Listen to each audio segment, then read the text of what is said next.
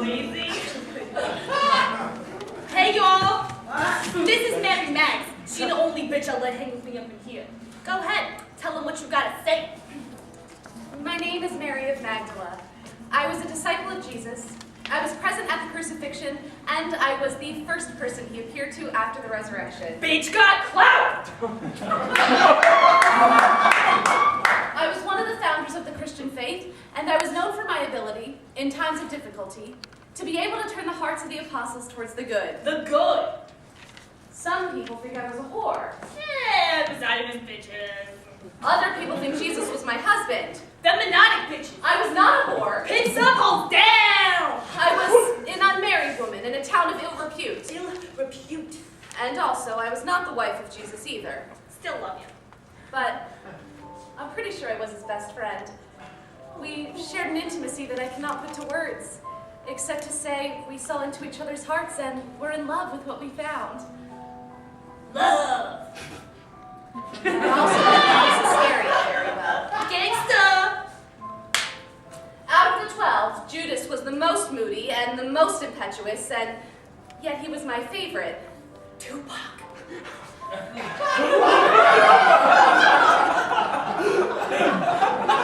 in some ways, I think he was Jesus' favorite too.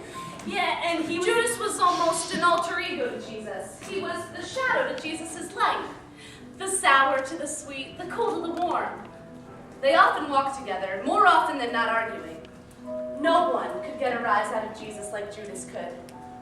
I can remember times when Jesus would emerge from an argument with Judas, positively furious, shaking his head wildly, snorting and clicking his teeth, red-faced with exasperation.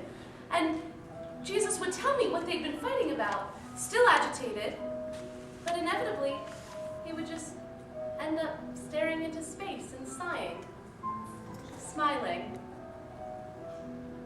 I think that if someone were to say that Judas was good for Jesus, that they would not be mistaken. Not mistaken! And when I think of Judas, my heart breaks. Okay, then Mary Max. If we are all eternal, and human life is only the first mile in a billion, do you honestly believe that God could abandon any motherfucker so soon in the journey? I don't know. Jesus never talks about it. That's how I know his heart hurts worse than mine.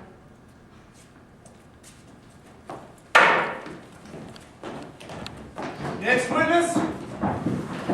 That's called Sigmund Freud, Your Honor.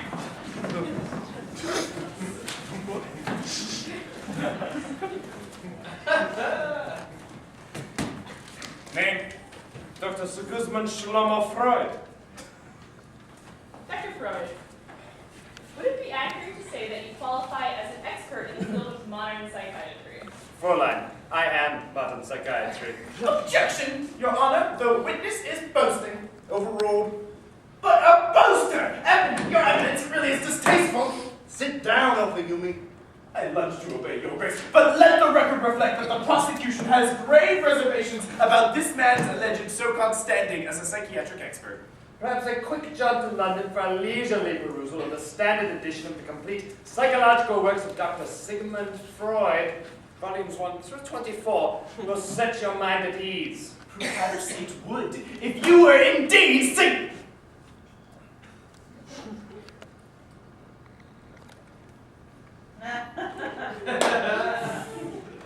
Right. Sorry. Okay.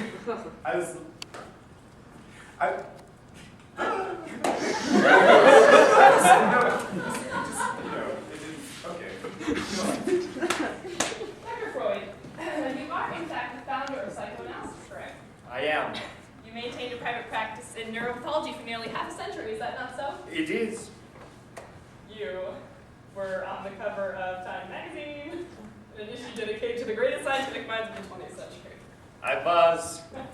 Are you familiar with the case history of one Judas Iscariot? Most certainly. Dr. Freud, in your expert opinion, can a suicide victim be pre-certified as psychotic? Without question. Man's most basic instinct is to survive. It is his most supple and reflexive muscle. When that muscle fails, it's because the mind has failed. The decision to take one's own life can only be precipitated by a failure of the mind, an irrational rebellion against man's most basic instinct to endure and live. Therefore, yes, any victim of suicide must be pre-certified as indeed psychotic. in your expert opinion, Dr. Freud, was Judas Iscariot a psychotic?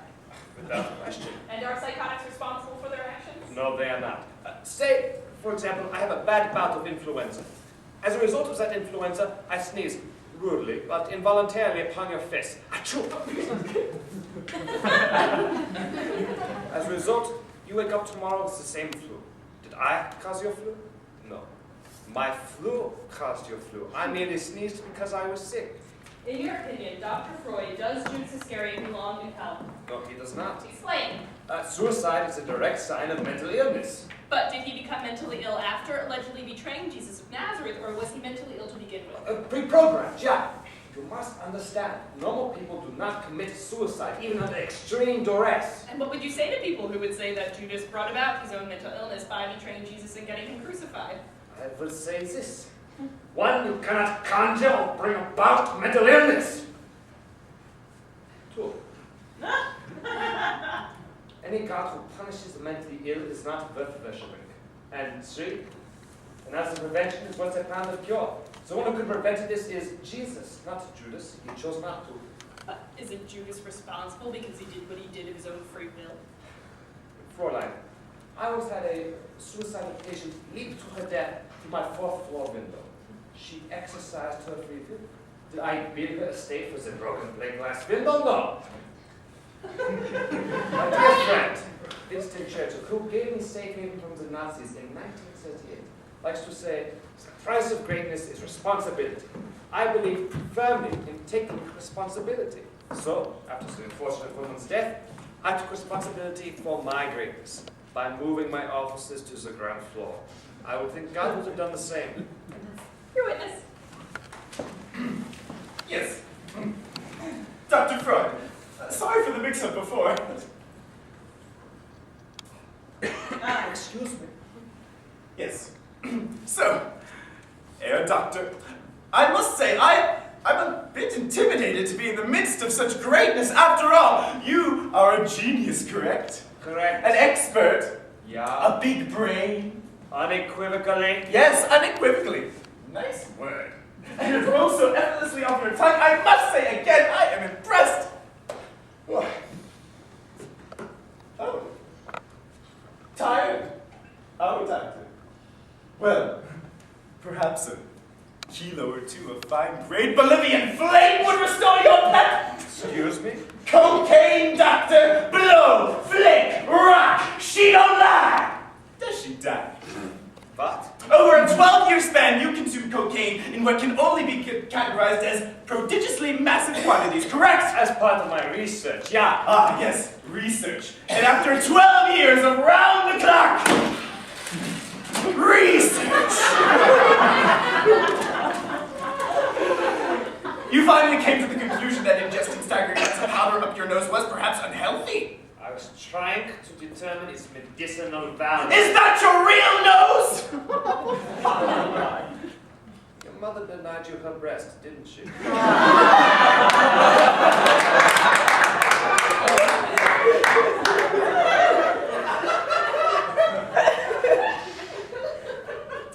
I'll thank you to let me ask questions, Dr. Fry. Dr. Freud! Oh, I'm sorry, Freud. I made a U slip, didn't I? Anyway, last question. You were an avowed atheist all your life, correct? Correct. Oh, and then you died and found out what? I experienced anti-Semitism as a child. It prejudiced me against all religion. Einstein experienced prejudice, Dr. Freud, but he wasn't wrong like you, was he? My cousin Wagwag can't come to 10 without drooling, but he wasn't wrong like you, was he? Was he? Intellect and faith are two separate things. Are they, Dr. Freud? Because it seems to me that you can't have the one without the other. But then again, I'm not a big expert genius like you, am I? I had a wonderfully vibrant mind and my intellectual curiosity was boundless! Good day, Doctor. Go blow your nose! Witness is excused. Dr. Freud, you say people commit suicide, yes or no? No, also they can be driven to murder! Go murder an 8-ball, egghead! Next witness. Yes, irresistibly alluring majesty. Prosecution now calls legendary game show host and animal activist Bob Barker to the staff. Bob Barker's not dead.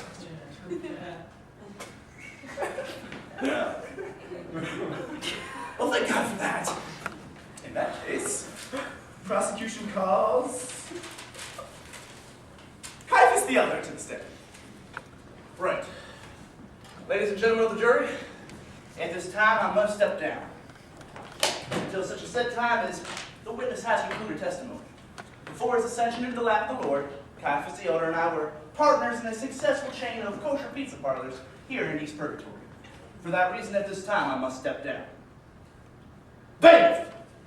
Get your ass over there, put on them glasses and adjudicate! Pronto! Proceed. Yes, Fabiana, might I borrow a pen? Only if I can shove it in your eye. Fabiana, how can I prove my sincerity to you?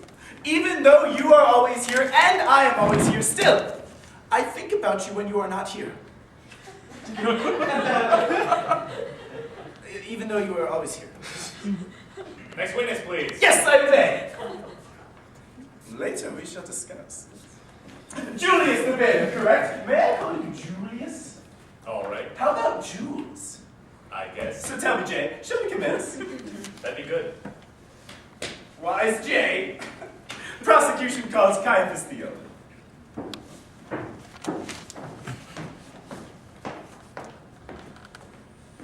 Caiaphas the Elder, High Priest of the Sanhedrin. Hello to you. Hello. Shalom, as it were. Shalom. Yes. Caiaphas the Elder, perhaps you can clear this up for me. Is there a Caiaphas the Younger? No. And yet you are the Elder? Yes? Yes, I see. Thank you. My cousin Amgad Wafa owes me $5 now. Okay. Caiaphas the Elder, in the Bible, it says that Judas Iscariot made an approach to you. A dark and nefarious approach to offer up the location of Jesus Christ to you and the authorities, correct? Correct. Caiaphas the Elder, are you saying that it was Judas Iscariot who approached you and not the other way around? Yes. Because I saw a film once, Caiaphas the Elder, in which was you who approached him. It was Judas Iscariot who approached me at the temple, not the other way around. Yes. And even though your statement is indeed confirmed by all four Gospels, Caiaphas the Elder, I must ask you again, did you approach Judas Iscariot about betraying his leader and Messiah, Jesus of Nazareth, Prince of Peace? I did not. But why not, Caiaphas the Elder? Judas was a big headache to you, know, or rather Jesus was. You were legitimately concerned that the hijinks of Jesus would lead to a resulting uprising and a crushing Roman massacre of your Jewish people in retribution, weren't you? I was. So why not reach out and touch someone, Caiaphas?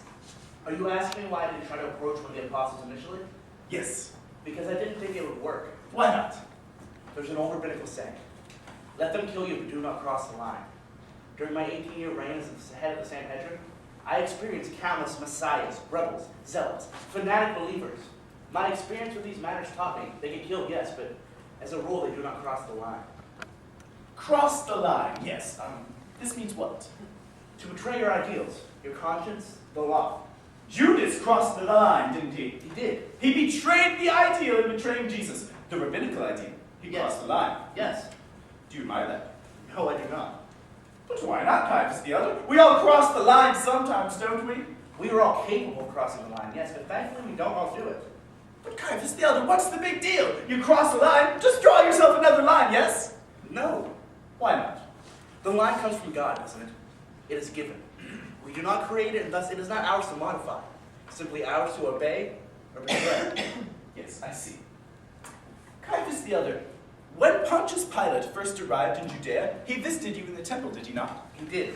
And, as a show of his force and might, he attempted to put up symbols of Rome in the temple, which was, to your people, a great desecration of your holy place of worship, was it not? It was. It would have constituted a worshipping of false idols, yes? Yes. Caiaphas, when you saw Pilate attempting this, what did you do? I told him that he must remove his pagan symbols. And what did Pilate say to that? I believe the gist of it was, what are you going to do about it, Curly? And what did you do? I knelt before him. And begged for mercy? And groveled for forgiveness? No. I removed my headdress, bared him my throat, and bid him slit it. In other words, Caiaphas the Elder, You let him kill you, but you did not cross the line. I guess so, yes. You did not cross the line. No, I did not. Judas crossed it though, didn't he? He did. Interesting! And by the way, what was the result of your stand-up with Pilate regarding the sanctity of the temple? Pontius backed off. He didn't put up the pagan symbols, did he? No. You held the line. Yes. Your integrity castrated him, didn't it? His little Roman balls rolling down the temple hill like withered purple grapes, yes? I have no response to that. As well you should. Guys, the other final question. It has been said that in Western culture, the most prized virtue is honesty. But in Eastern culture, which would include Judea at that time, in Eastern culture, the most prized virtue is and was loyalty. Caiaphas the Elder, do you agree with that hypothesis? Counselor, there are 613 sacred laws in our Torah. Complying with them requires both honesty and loyalty, but the most important requirement to the law is obedience to it. That is what's most prized. Yes, fair enough. But Caiaphas the Elder, in your opinion, was Judas Iscariot loyal? Obviously not. Was he honest? No. Caiaphas the Elder, was Judas Iscariot obedient? To his own wills and desires, yes, I believe that he was. And to service that will and those desires, Judas crossed the line. He served a necessary purpose, yes, but as a fellow Jew, I confess he disgusted me. Caiaphas the Elder, I thank you. And might I add that you are much more handsome in person than when they portray you on the silver screen. High priest of the Sanhedrin, that was an extremely powerful and prestigious position in Judea, was it not? It was. In fact, except for the Roman governor and King Herod, the high priest was in actuality the most powerful position in Judea at that time, correct? Correct. Would you mind looking me in the eye when you respond to a question? My position was very important. As high priest, I was maintained with upholding our sacred laws, protecting our populace and our tradition. Caiaphas, is there a reason why you won't meet my gaze? Or is ignoring women simply another component of the tradition you were charged to maintain? Objection, Julius! The witness is not just a holy man, but a very holy man. Defense counsel is aware she is a juicy pulchritudinous dish, and yet the witness is being berated for merely avoiding the salacious temptations of her intoxicatingly firm and fervently aromatic flesh. I move to censure, I really! withdraw the question. Sexy vixen, you are warned! Hey! Yes, Julius, forgive me. It's just... She makes my organs bounce.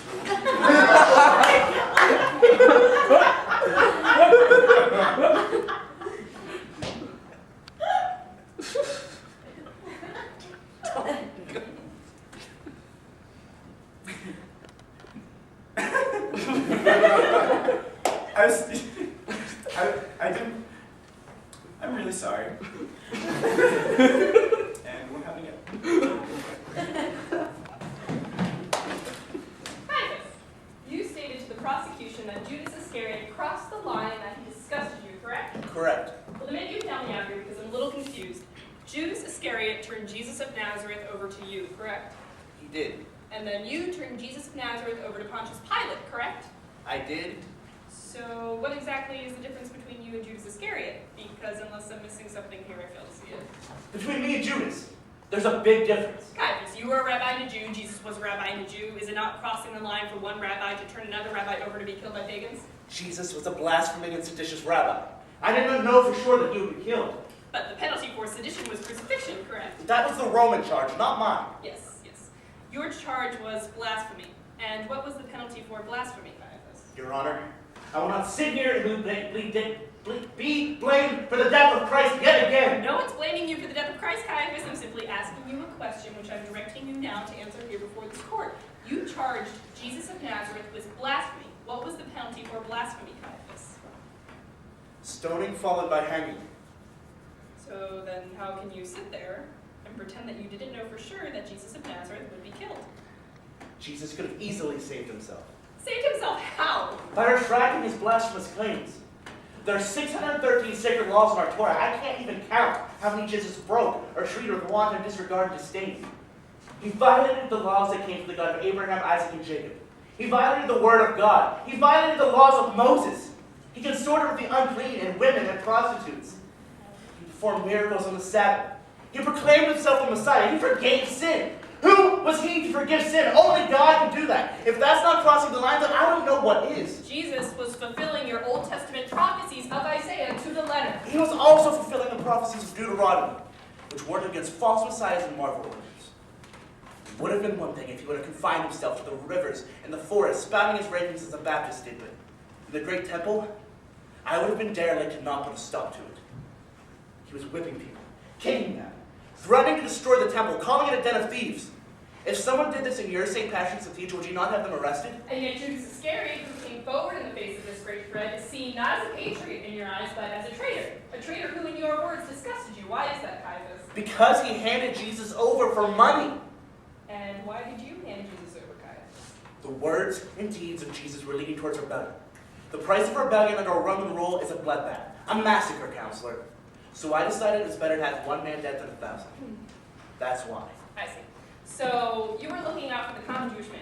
I was. Were you a common Jewish man, Caiaphas? In the eyes of God, we are all the same. Well, how about in the eyes of the common Jewish man? You were seen as an aristocrat, weren't you? I came from wealth. Would you say you were popular with the common Jewish man? My job was a sacred one, not a popularity contest. Well, the high temple taxes that you imposed upon your people, would you say that made you more popular with the common Jewish man or less popular? Objection, Julius. Vixen is badgering.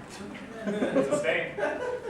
The exchange rates at the temple were also extremely unfavorable to the common Jewish man, and the purification pools outside the temple, where the common Jewish man was required by law to be cleansed before being permitted entrance into the temple, the purification pools were not free either, were they? Cutting hair. No. No, I'll answer. The laws were the laws and the rates were the rates. And did you assign yourself to the poor? No.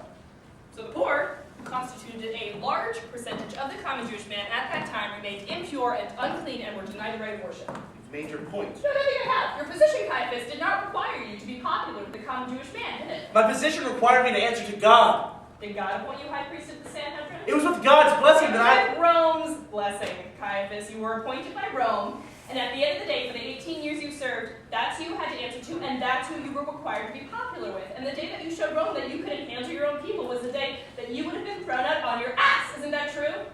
I belonged to God, not Rome.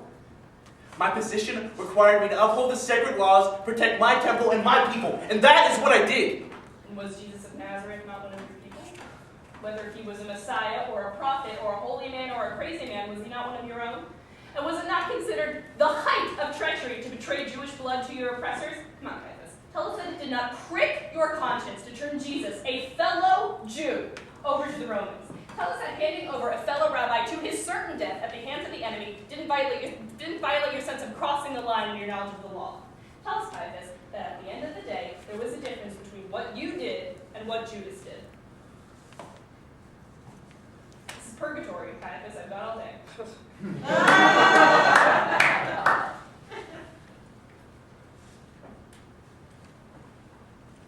In terms of result, no difference.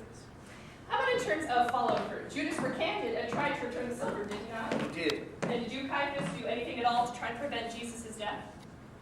No. And therein lies the real difference between you and Judas Iscariot, does it not? And yet you sit here and say how Judas crossed the line and that he disgusted you.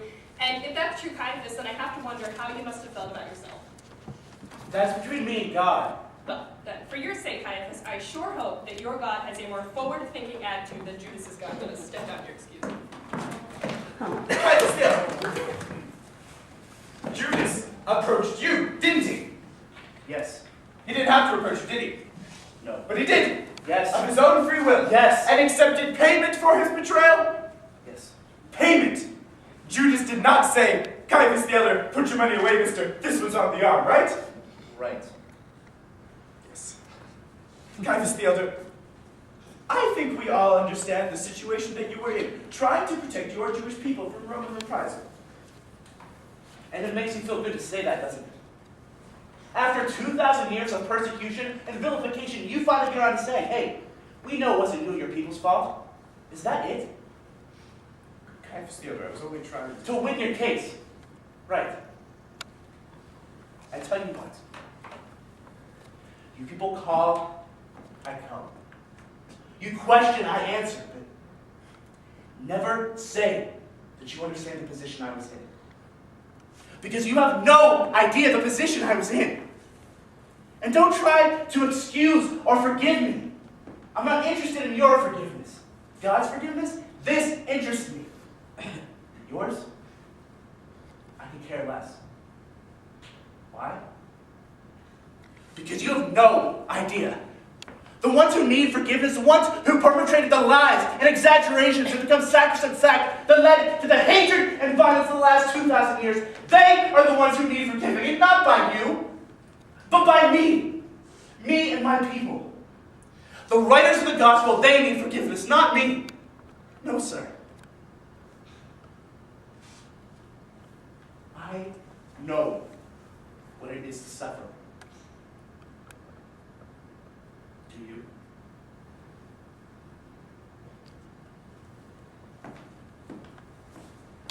I don't think so. Julius, my best friend. You're very handsome, Caiaphas. If I am, it's because God made me that way. Not because you say so. Good day.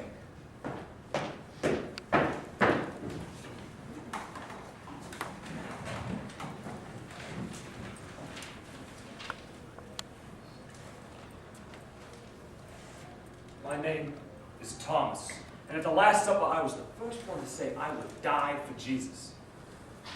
And then I was the first one to head for the hills doing 90 when the Romans came and arrested him. And then, when he was resurrected, I was the guy who said I wouldn't believe he was who he said he was unless I could see the wounds with my own eyes and touch them and inspect them like I was a qualified medical doctor or something, like I was Dr. House. The thing of it was, Jesus showed them to me. And not only that, he let me touch them. In a ministry based entirely on the virtues of faith, he gave me proof. I had no faith, and he gave it to me for free. And I don't know why I got the benefit of my doubt, and Judas didn't get none with his. And I'm not saying that because I like the guy, because personally, I thought he could be a bit of a jerk-off. Actually, fucking dick would be more accurate. Judas was the kind of guy, at least with me, where one minute he's your friend, and the next he's talking about you behind your back. Like he used to say, the reason Jesus had to do the miracle of loaves and fishes was because I went and ate all the food when nobody was looking, stuff like that. Then some other times, it could be really nice. Like this one time, we were sent to town together to heal people, and cast out demons, and well, just kind of having a bad day. Actually, everybody I tried to heal ended up getting worse. This one lady almost blinded, and another guy went into convulsions. But Judas fixed it. He healed them. He really did. And that tells me that his faith was genuine. And that night, when we got back to camp, he didn't tell nobody about how I messed up. And I appreciated that. It showed largesse on his part. I mean, I knew that Jesus knew that it was bullshit. But I appreciated the gesture. Because that was the thing. Judas could be a dick sometimes, but it wasn't shallow or petty. He was actually pretty large. He wasn't one of the best, but he definitely wasn't one of the worst. Jesus liked him. Liked him a lot, in fact. He was up in the top 3 with Mary Magdalene and Peter, who, by the way, could also be a dick sometimes. The trick with Peter was never talk about fish. The guy was crazy about fish. Say something wrong about fish and forget about it. The guy would just go through. Anyways. Some people, they like to say that Judas did what he did because he was greedy. Personally, I think that's bullshit. The guy didn't follow Jesus and a bunch of ragamuffins like us into the desert for 3 years because he was looking to get rich.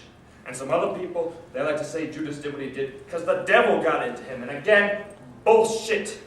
Judas was obsessively loyal, to a fault even. He would have taken on the devil and his army, 1 against 1,000. He would have done it with relish. And some other people, they like to say Judas did what he did because he knew the ship was sinking and he wanted a nut to fall back on. Listen, Judas was not a fall back kind of guy. He was 100% fall forward, and I think that deserves some consideration. Because I was not a fall forward kind of guy, not by a long shot, and neither was most of the others. Judas could be a dick sometimes, but he deserved better. It's one saint's opinion anyway.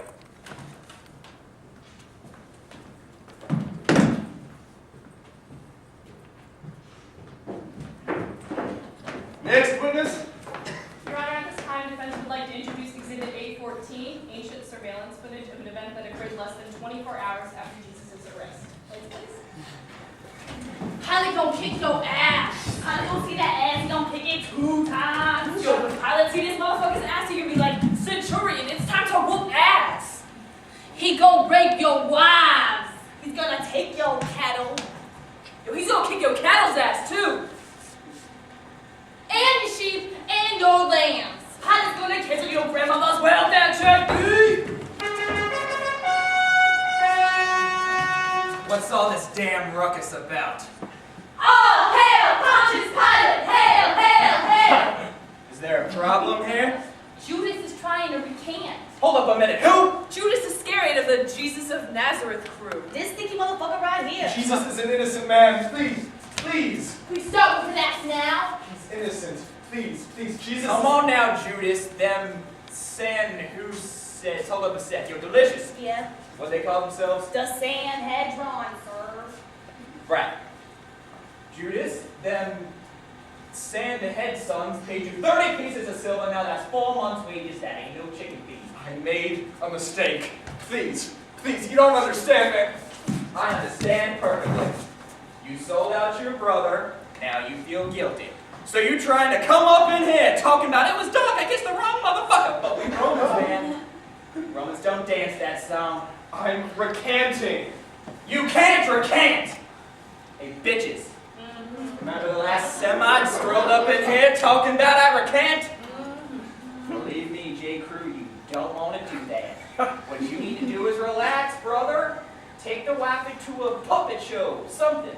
This ain't nothing but a little PR opportunity before the holidays, that's all. But he's innocent. Please. Hey now, listen, Judas, we don't give no good goddamn about this Jesus. He just a motherfucker talks a lot of shit. Everybody talks shit. Even I've been known to talk a little shit down on once in a while. Thing is, we ain't trying to lay down no heavy charge on that Nazareth boy. We just gonna beat down his ass a little, make them Sanhedrin call us happy so as we can all live in peace. I mean, don't you want to live in peace, Judas? Ain't that what it's all about? Yeah? Okay then. I mean, after all, brother, ain't like you're looking to crucify the motherfucker. Defense calls Pontius Pilate. I object. On what grounds? On the grounds that it's objectionable. Overruled. But Your Honor, it really is objectionable. I sense it, although I cannot put it into words. Overruled. Name? Pontius Pilate. Pontius Pilate. That's right, baby. But are you a licensed pilot? Sit down. Pontius Pilate. Judas Iscariot came down to your tent to recant his testimony, correct? On the advice of counsel, I cite my right to plead the Fifth Amendment. You then told Judas Iscariot that Jesus of Nazareth was only going to receive a beatdown, correct? On the advice of counsel, I cite my right to plead the Fifth Amendment. You bear responsibility for the death of Jesus Christ, not Judas Iscariot, but you. Isn't that correct, Pontius Pilate? On the advice of counsel, blah, blah, blah. Your Honor, I got a 2 p.m. tea time. Can I go now? This won't take long, Pontius. Judas came down to your office and begged you on bended knee to take the money and release Jesus, and you refused him. Judas recanted. He tried to return the silver first to the Sanhedrin and then to you. Do you deny that? Hey, if I messed up as bad as that cat had, I would have tried to rebate them ducats too. Oh, so you admit that Judas did try. No, I do not admit that he tried. Did you hear me admit that? We all know what happened, Pilate. We just saw the tape. Ain't nothing on that so-called tape implicates me of anything but trying to find a peacefully, non-lethal solution to a potentially incendiary problem. Right. Mr. Pilate, you were the 5th prefect of Judea, correct? Correct. A prefect being what? Governor, also known as procurator, my official title was hegemon. Hegemon. Translated from the Greek, it means excellency. And you governed or procurated over Judea from 26 to 36 AD, correct? Longest 10 years of my life. Why do you say that? You ever been to Judea, missy? It ain't Paris, France, believe that. I see. Yeah, That Moses must have read the map backwards, misplaced his bifocals, something. Because if that was the promised land, shit, them Jews should have held out for a better promise. You didn't care for Judea much. Care for it? Armpit of the empire, if you ask me. No atmosphere, nothing. Hot and dirty. Dusty, flies everywhere, complete lack of culture and amusements. I'd have rather spent 10 years up inside the crack of my ass. But Augustus ordered me to keep the peace there, so I obeyed my emperor and did my duty. Kept peace. The Pax Romana, baby, the prime directive. That's right. And how was the peace kept in Judea, Mr. Pilate? By any means necessary. Violently? Violently or otherwise, they was free to have it any ways they wanted. Well, according to Philo of Alexandria, who wrote about you in 41 CE, your tenure as governor of Rome was characterized by its countless and repeated executions without trial, wanton injustices, graft, and ceaseless and grievous cruelty. Care to comment? No, I do not. During your time in Judea, how many deaths would you say you ordered? A lot? Don't apologize for it either. Them Jews was rowdy. Rowdy? That's right, rowdy. As in, not docile. As in, a motherfucker had to put his foot down. You put it down, didn't you? Damn skipper, I did. Orders from Rome, what's a brother to do? During your time in Judea, how many crucifixions would you say you ordered? A lot less than my predecessor, that's for damn sure. That motherfucker would crucify a Semite to get on fire at a barbecue. Man would go buck wild from jump. Me, I reduced crucifixions in Palestine by 70%, and now that's documented. Well, that is lovely, Mr. Pilate, but I'll direct you now to answer the question posed to you. Which was what? During your time in Judea, how many crucifixions would you say you ordered? I'd say a few hundred, give or take. So what? Over 700 crucifixions while you were on assignment in Judea. Does that sound about right? Sound good to me, sure. And you publicly washed your hands of how many of them, Mr. Pilate? I don't know what you mean by that. I mean that other than Jesus of Nazareth, out of over 700 crucifixions and countless executions, did you ever, in any other instance, publicly wash your hands and attempt to abdicate responsibility for your actions, Mr. Pilate? I don't recall. You backpedaled because you knew it was wrong, didn't you? Romans don't have backpedals. You knew Jesus was a holy man or a fool, but whatever he was, you believed him when he said that his kingdom was not on this earth, didn't you? See now, I don't recall that conversation. Oh, you don't recall the conversation. All right, Mr. Pilate. Well, why don't you say that again so I can slap a perjury charge on you? You ordered the death of Christ, you and you alone, and then you pawned it off on Jesus' reticence and Judas's impetuousness and the politics of the Sanhedrin and the rowdiness of the Jewish people. Is that correct, Pontius Pilate, yes or no? You can go on squawking if you want to. My conscience is clean. What you need to do is take it up with them Jews. Mr. Pilate, were the high priests of Jerusalem authorized to issue a death sentence? No, they were not. How about King Herod? Was he free to issue a death sentence?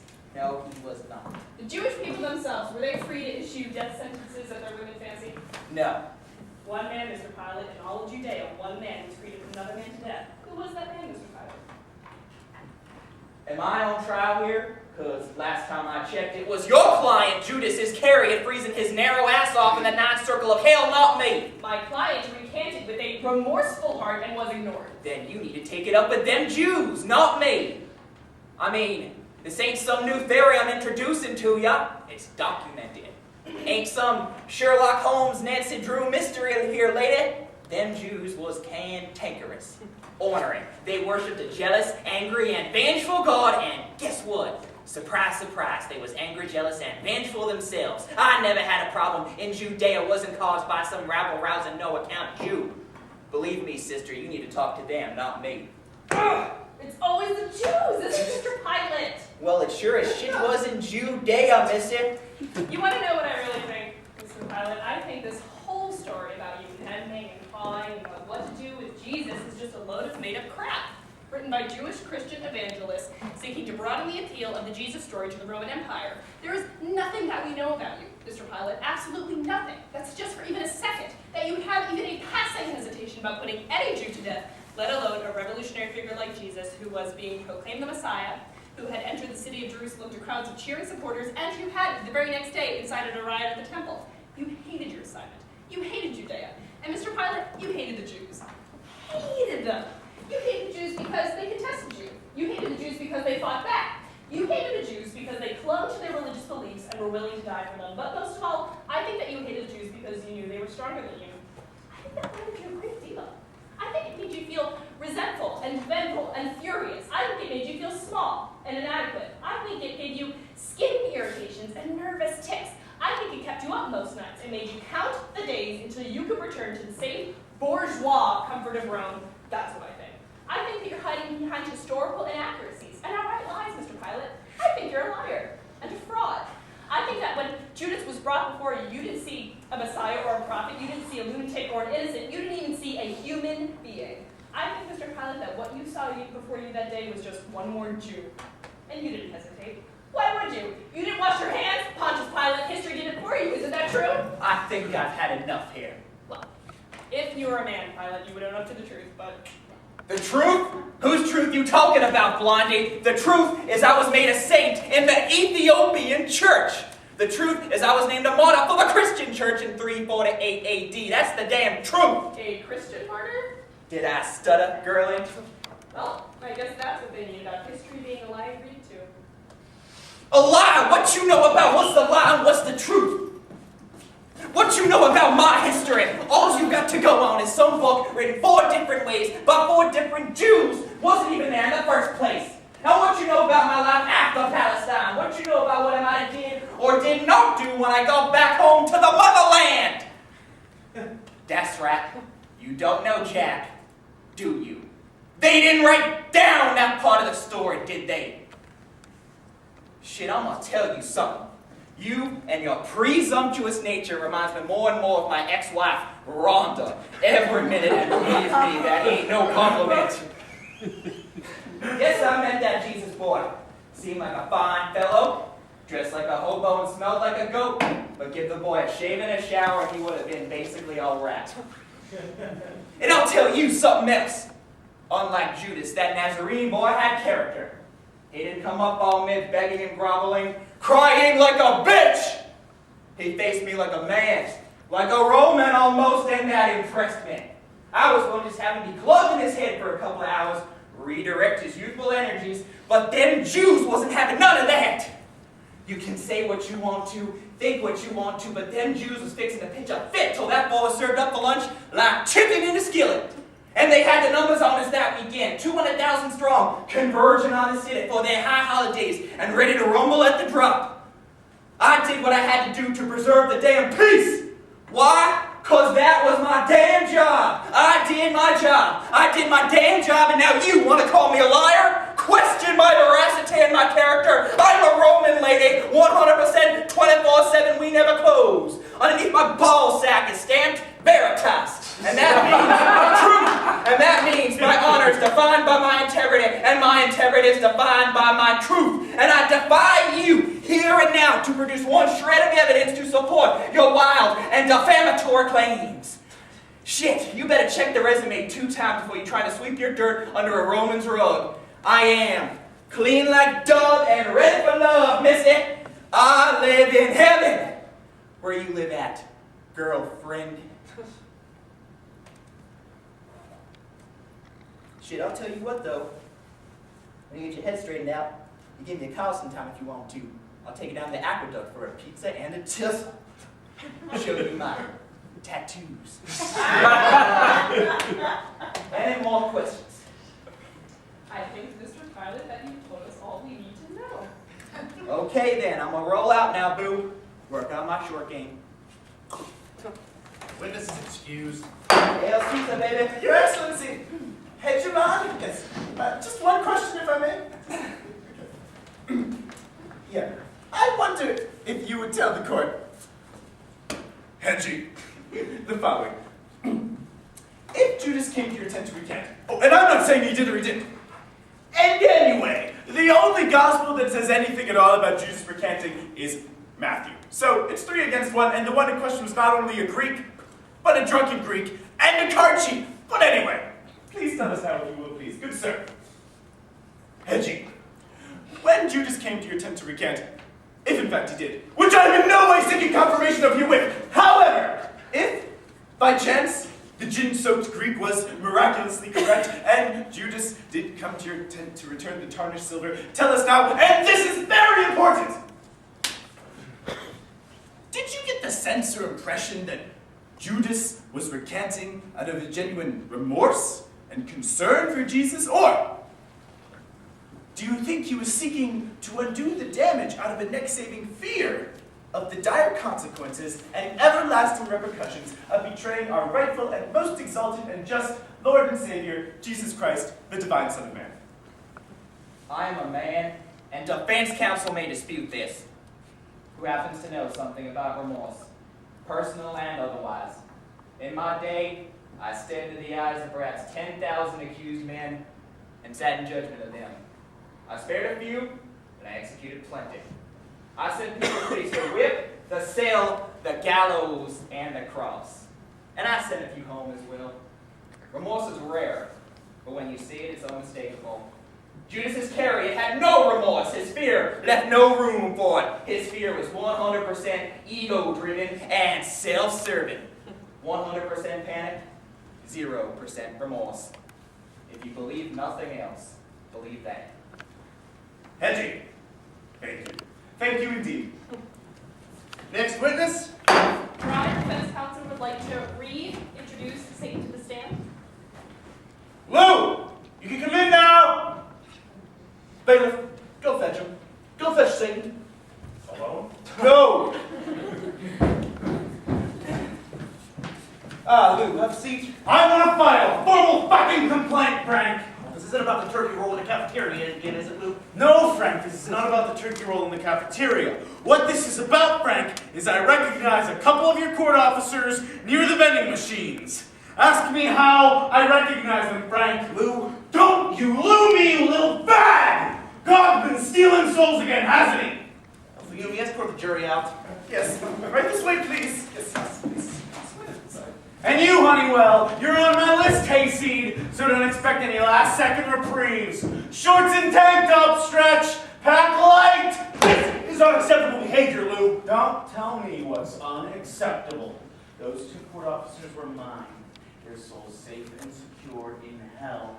What? I don't got enough to contend with? Now I gotta deal with God cruising the barnyards of hell, poaching condemned poultry like some silver fox-tailed thief in the fucking night?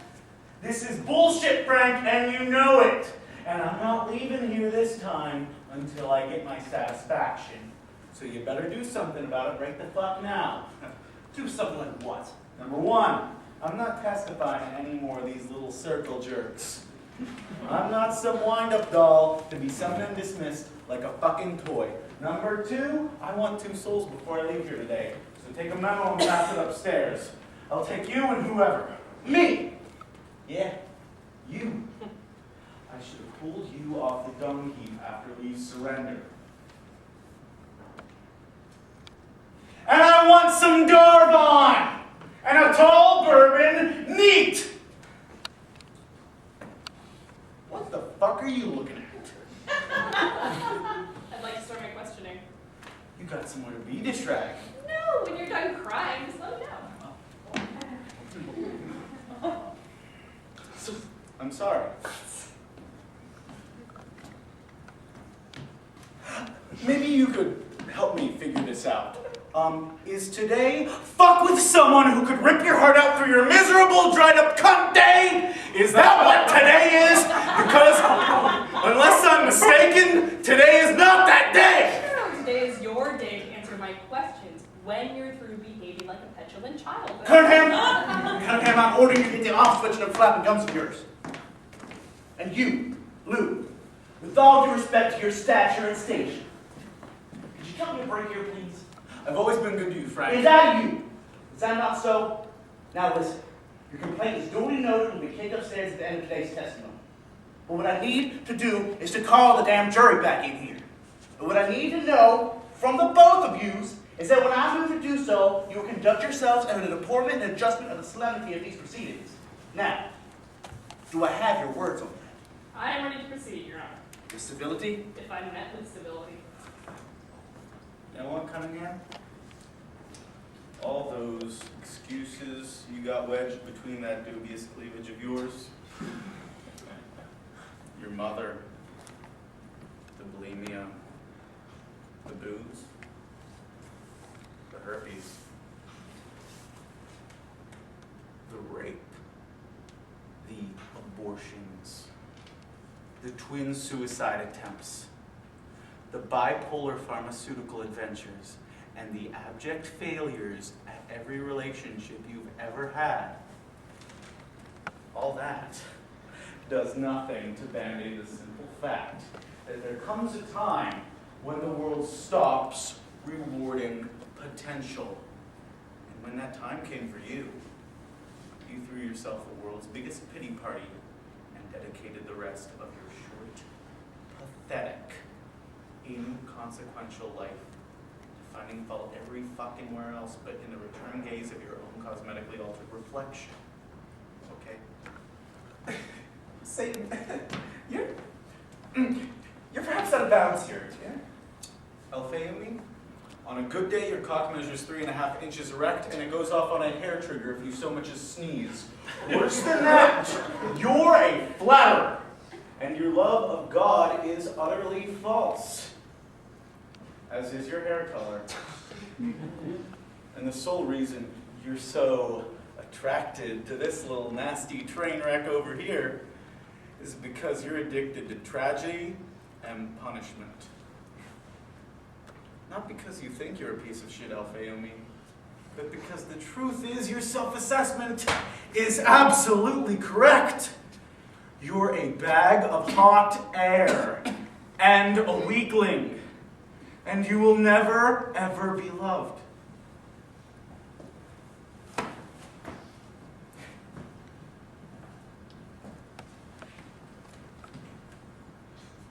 You'll never be loved either, Cunningham. And that's because you're incapable of giving it. But you already knew that about yourself, didn't you?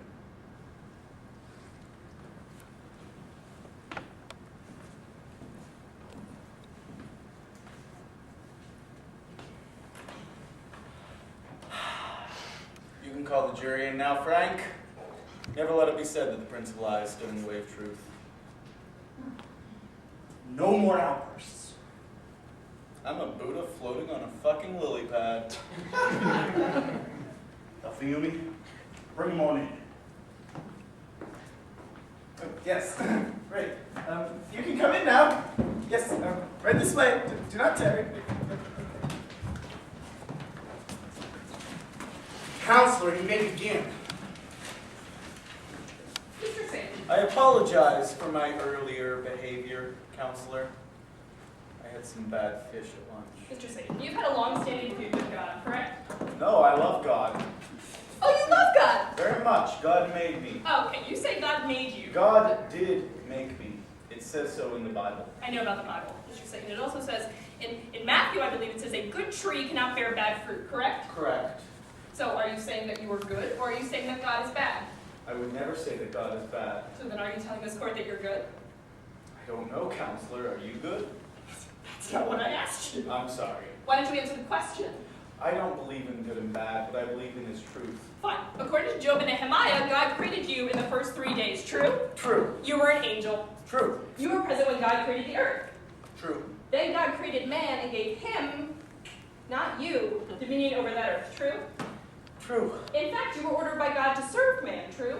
True. According to Genesis and Ezekiel, you then tempted Eve to eat the apple in order to try to prove to God that he had made an error in giving man dominion over the earth, at which point, according to Luke, you then fell from heaven like lightning and became God's adversary.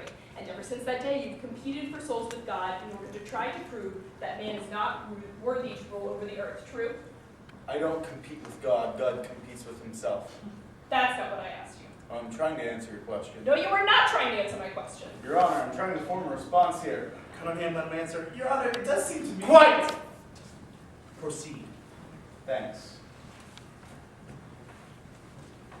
Look, I didn't make you people. God did, okay? But there was a design flaw in the creation. You were designed to have free will, and to balance that out, you were designed to self-correct. But unlike the free will muscle, the self-correct muscle is not a particular favorite of the Homo sapiens. I would say self-correct falls somewhere between colonoscopy and firing squad on most people's holiday wish list. At any rate, I don't have to actively compete with God for souls. The truth is, I don't have to lull or flatter, or tempt, or deceive. Because with God at the helm, and you people running around wreaking havoc, I'll be honest, I spend most of my time on the sofa watching one-hour dramas on HBO. What? Getting tossed out of heaven, that didn't bother you at all? There's a concept, Cunningham, called playing the cards you are dealt. One can either accept that concept or slowly lose one's mind, heart, and soul. I'd really like to help you here, but that's all it comes down to. Is that so? I'm just a fallen angel trying to keep my dick hard in a monotheistic society. Any other questions? Your Honor, this witness is obviously lying. I want his entire testimony to be struck from the record. No, I'm sorry, I won't allow it. If you conjured him what comes out of his mouth is your responsibility. But he is obviously lying. You ought to expand your consciousness, Cunningham. Your Honor? Unless you have another question, Cunningham, I suggest you step down. But I'm not finished. Forward or backwards? You've been instructed. What will it be? Why do you love God, Mr. Satan? What's not to love? Specifically, Mr. Satan, what specifically do you love about God? I don't know where to begin. Pick a spot. I love God because He is all-powerful and all-forgiving. I love God because His justice is perfect. I love God because God loves me. God loves you. Very much. Gift basket at Christmas, Hallmark greetings on all major holidays. Stop it. If God loves you so much, then why did he throw you out of his kingdom? He didn't throw me out. I left. That's not what it says in the Bible. Yeah, you're right. They fudged that part. But it's only because all you people respond to is fear and threat. If they straight up told you that there was no lock on the gates of heaven, you'd have no reason at all to even try and be halfway decent. So in other words, God lied. God didn't write the Bible. You know that, right? Of course I know that. Then why would you say God lied? Mr. Satan, does God love Judas Iscariot, yes or no? God loves everybody. And yet Judas is in hell. So what use is God's love to my client if he is allowed to languish in damnation? Your client is free to leave whenever he wants. As a matter of fact, I wish he would. I could use the room. It's not true, you know it. Look, maybe you should sit down. No, the real truth is that God's love for us is conditional. Isn't that right? You failed to meet God's requirements and he threw you in the trash. Judas failed and he's in a catatonic stupor. Judas succumbed to despair. Yes, and if human despair is so powerful as to render God powerless over it, then what does that say about God? It says one of two things, Mr. Satan. Either God's not all-powerful and therefore useless, or God's love is conditional, which renders that love false and unworthy. Which one is it? Look, Cunningham, don't take this personally, but your father never really loved you, right? And the only reason your mother didn't abort you was because she was afraid of scarring. I think she told you that once, didn't she? Mr. Satan. Just because your parents resented you doesn't mean that God does. Mr. Satan, I asked you a direct question, and I'm demanding from you a direct answer. The direct answer is that you are completely wrong. Is God powerless or spiteful? I am ordering you to answer. You're powerless and spiteful, Cunningham. Not God. Your Honor, he's not answering. What do you want me to do about it? But he's not answering. Open your heart to God, Cunningham. Shut up, Your Honor! I suggest you step down, Cunningham. But I'm not finished. Then finish. But Your Honor, this isn't fair. It is what it is, Cunningham. Your Honor! Cunningham! Your Honor! What? Cunningham, what? You're a fucking liar. I'm sincerely sorry you feel that way. Nothing further. Helping me cross.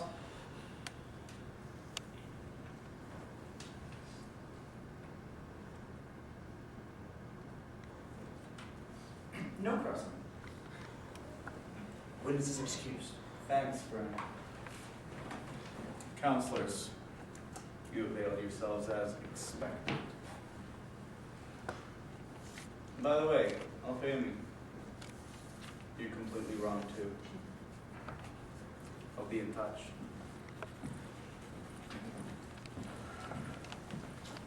Next witness.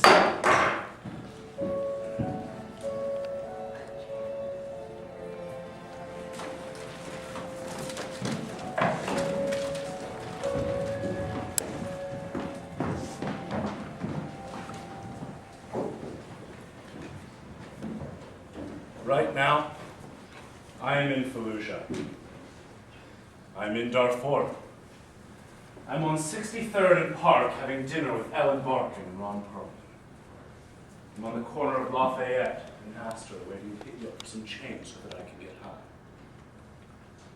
I'm taking a walk through the rose garden with George Bush. I'm helping Donald Rumsfeld get a good night's sleep. I was in that cave with Osama, and on that plane with Muhammad Atta. And what I want you to know is that your work has barely begun. And what I want you to trust is the efficacy of divine love if practiced consciously. And what I need you to believe is that if you hate who I love, then you do not know me at all. And make no mistake, who I love is every last one. I am every last one. People often ask of me, where are you? Where are you?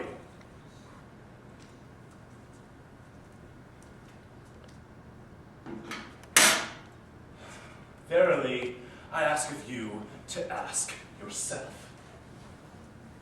Where are you? Where are you?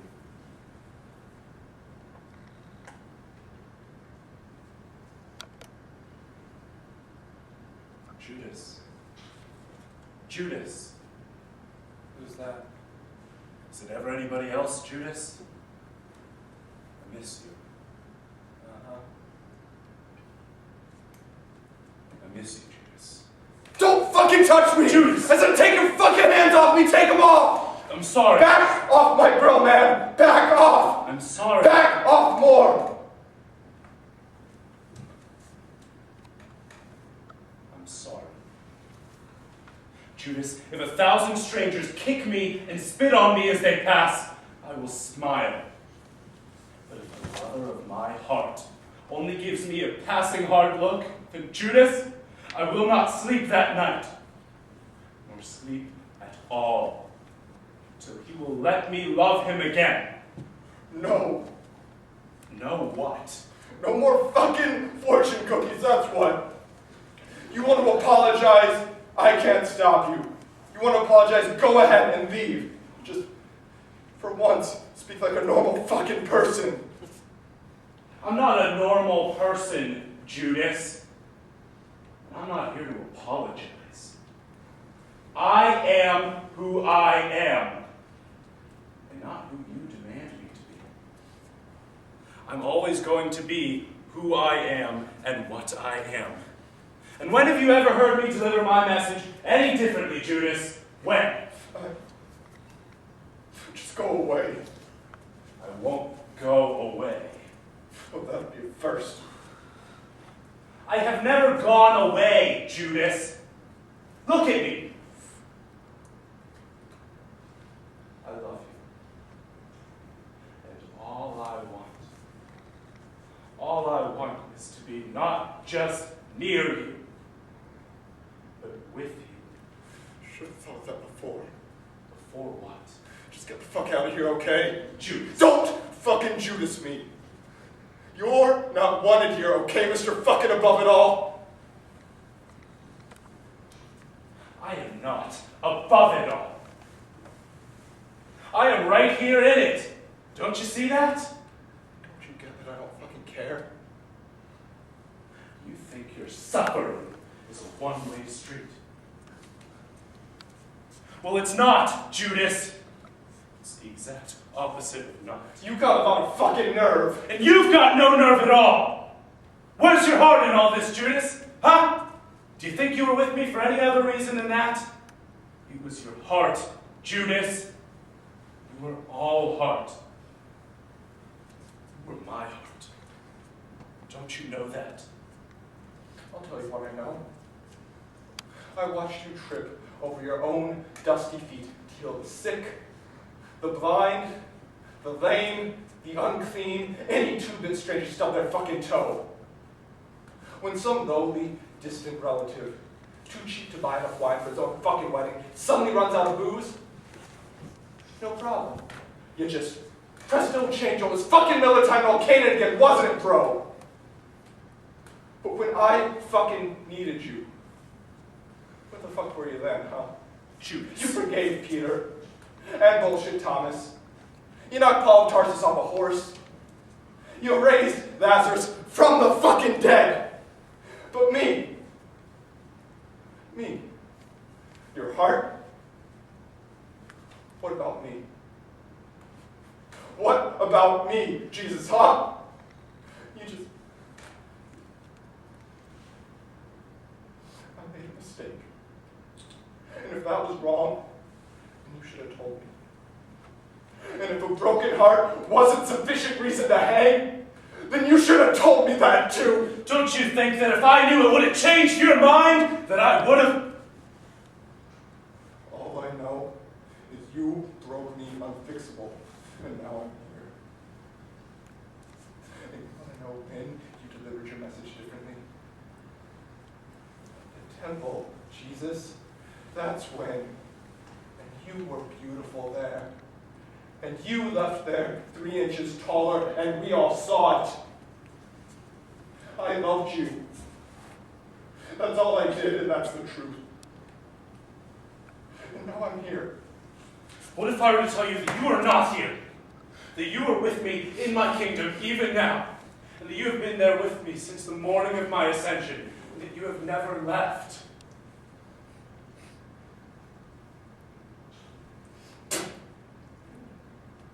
That's what I think about you. I love you, Judas. I love you. Just stop. Don't you see me here? I see a lot of things. You see a lot of things. That's right. How about him? Ah! Do you see him? Do you know him? Call to him. Touch him. He's not there. Because he does not exist, Judas. Rather, they must conjure him. And still, he is but a vapor, blown away by a hummingbird's breath. He is false. He is a lie. He is not real. Touch him. Go ahead. I don't want to touch him. Stand up, Judas. You know I can't do that. No! What I know is that you can. Get the fuck over yourself. Will you feed my sheep, Judas? Will you take care of my little sheep? Will you feed my lambs? Feed your lambs. You know exactly what I'm asking. Go away. If you don't love me, Judas, then you're going to have to look me in the eyes and say it. I don't love you.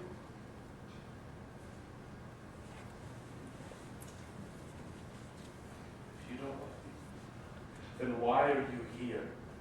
Go. Judas! Judas, don't you know what would happen the very instant you got down on your knees? Why on my knees? They should have buried me standing upside down on my knees my whole life. You left me. I'm right here.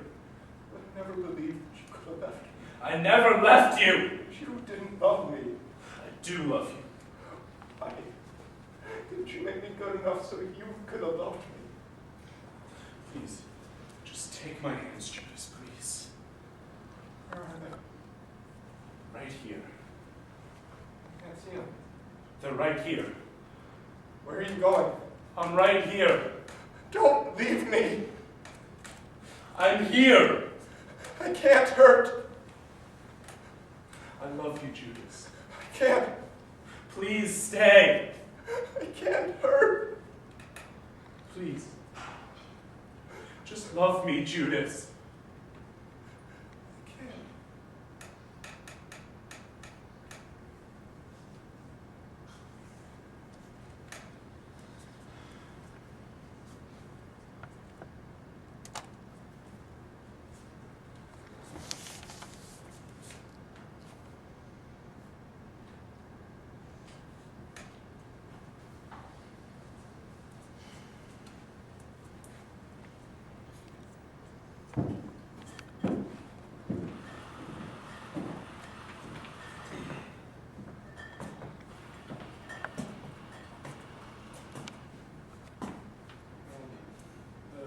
Mr. Iscariot. Mr. Iscariot.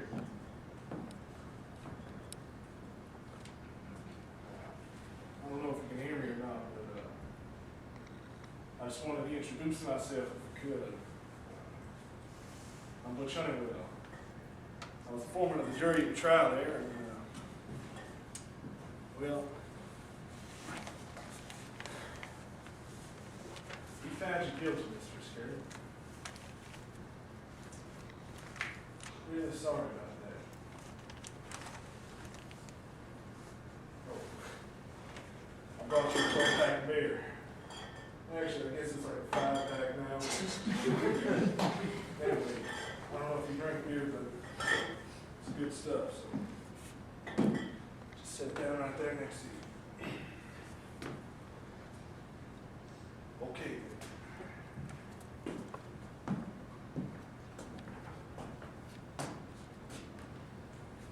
So,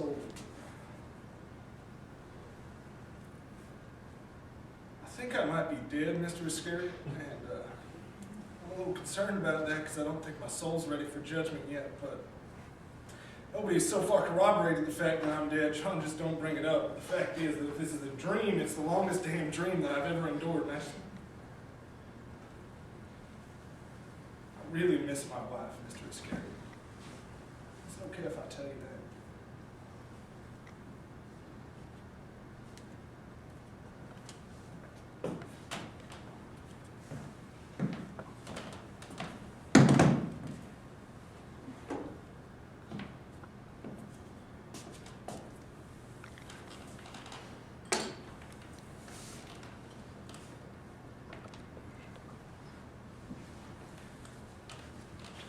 I remember I was with these two girls the first time I seen my wife, Mr. Iscariot. It was a party at Jimmy Rayburn's house, because Jimmy's mama worked till midnight, so he had the house to himself. And me and these two girls, Susie Heller and Della Mae Robin, we were just talking, smoking cigarettes out on Mrs. Rayburn's deck away from the party. I was depressed over something or other. Probably because school was ending. Plus, I'd just been in the school play. I played Tom, Glass Measure. It was the first time I'd ever acted. Everyone said I was really good. Now, the play was over, and the school was almost over, and for the part of the play, they gave me this real short haircut, like 1940 style. And my ears were scared. I don't know if you can notice, but they stick out a little bit. So. Short haircut and all. I was feeling a little self-conscious, down. Anyway, just not too cheery. So, I'm out there on the deck with Susan and Della, and all of a sudden, I see this girl inside of the party. She, I guess, just arrived. And she was wearing a red jacket. It was cheerleading jacket from just across the state line. It was Jimmy. Red Raiders. And I remember all I saw was long hair and a red jacket and this smile. Even from a distance, just kind of electrifying to the heart, About a minute later, sliding door of the deck opens, and this girl, she starts walking out by herself. She's heading towards us. And it turns out she's friends with Della from back in the day. I don't know, Girl Scouts of Brownies, something like that. Anyway, she walks over. She was so beautiful that I remember thinking to myself, and this is exactly word for word what I thought. I ain't even going to bother talking to this girl. So, she walks over, and I just excuse myself out off the deck, fix to get inside, say my goodbyes, and skedaddle. And before I can leave, Jimmy hands me a bottle of beer, and somebody else starts passing a bottle of Rebel Yell, and before you know it, long hits and whatnot.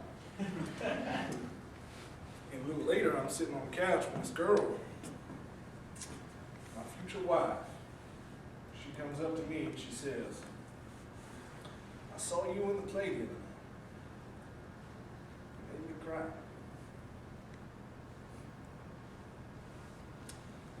3 days later, we went out on a date. On the way back, I was driving her home, and we passed by the house where my friend Dave Hogue used to live, but he died. And I hadn't been by the house since he passed. The family didn't live there anymore, so I saw the house. I got struck with this feeling, you know. And I asked her if she wouldn't mind if we just parked in front of the house and just sat there for a moment. And she said, sure. So I did. I parked. We just sat there for a moment. It was quiet. We weren't saying nothing. And I started tearing up, Mr. Iscariot. Because this kid has been a real good friend of mine, you know. I just started crying. And I couldn't help myself, and I couldn't turn it off. And I was really embarrassed. She just, she just held me. Tears and snot and whatnot just poured out of me and onto a pretty white sweater. She didn't mind about that. She didn't mind at all.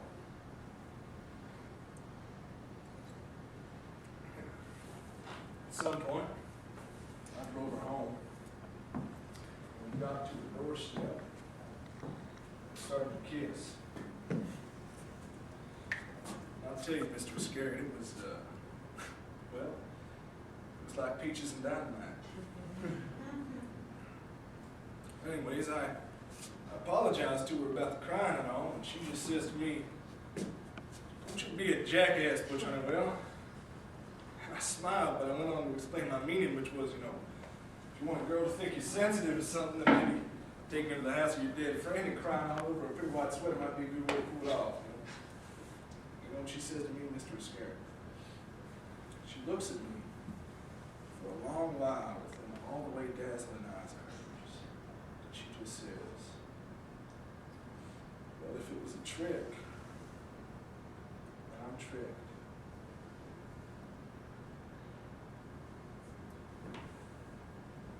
Three years into our marriage, I took a job teaching at the state college. I was popular with students because I found a way to make them all learn. One night at the end of the semester, they took me out for beers. And I ended up having an assignation with one of the co-eds, a young lady named Lucy. And I remember I went home that night, got into bed next to my wife, drunk as a skunk. And I looked at her. I always used to like to look at her when she slept, because she looked so good. I had a little nickname for her. I used to call her my little baby dinosaur. Because that's how she looked like when she slept. Like one of them cute little cartoon baby dinosaurs, you know, like a brontosaurus.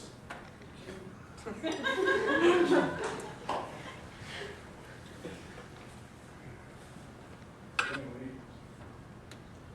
next morning, I wake up, and what I'd done the night before came back to me. And I looked at my wife. Boy, she looked exactly the same as she'd always looked, except she just wasn't my little baby dinosaur no more, you know. She got up. She didn't know nothing about nothing, and everything was exactly the same as if the night before it never happened, except it wasn't the same, and I knew it. I had no idea why I'd done what I'd done, but I'd done it, and it couldn't be changed. My girl, she got up, and she fixed blueberry French toast with maple walnut pecans. I didn't eat it.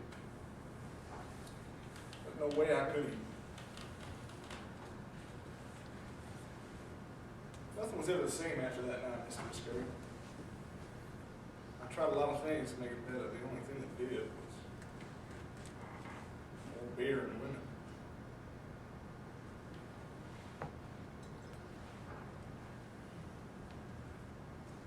You know who W.H. Auden was, Mr. Iscariot?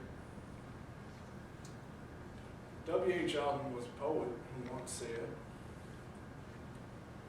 God may reduce you on Judgment Day to tears of shame, reciting by heart the poems you would have written, had your life been good. She was my poem, Mr. Iscariot. Her and the kids. Mostly her. You cashed in simple, Mr. Iscariot, with me. And I threw away gold. That's a fact. That's a natural fact.